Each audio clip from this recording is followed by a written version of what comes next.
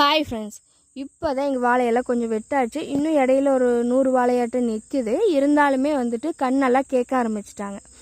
ஆள் மாற்றி ஆள் ஃபோன் பண்ணி கேட்பாங்க.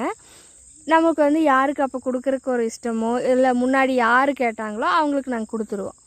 இந்த டைம் வந்துட்டு வாழை வெட்டினவங்களே வந்துட்டு அவங்களே ஒருத்தர் பிடிச்சி விடுவாங்க. எப்படின்னா அவங்களுக்கு ஒரு கமிஷன் மாதிரி கிடைக்கும், அதுலேருந்து எடுத்துப்பாங்க.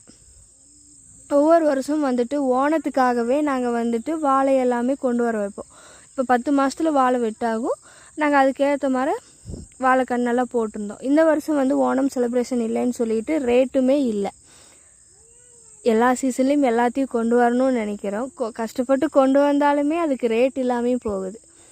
விவசாயத்தில் மட்டும் இல்லை, நிறையா விஷயத்துலேயும் நம்ம நிறையா கஷ்டப்பட்டுருப்போம். நீங்கள் ரொம்ப எதிர்பார்த்து அதில் ரொம்ப மிஸ் பண்ண விஷயம் எதுன்னு சொல்லி கமெண்ட் பண்ணுங்கள். இந்த வருஷம் எங்களுக்கு வாழையில் நட்டந்தாச்சு.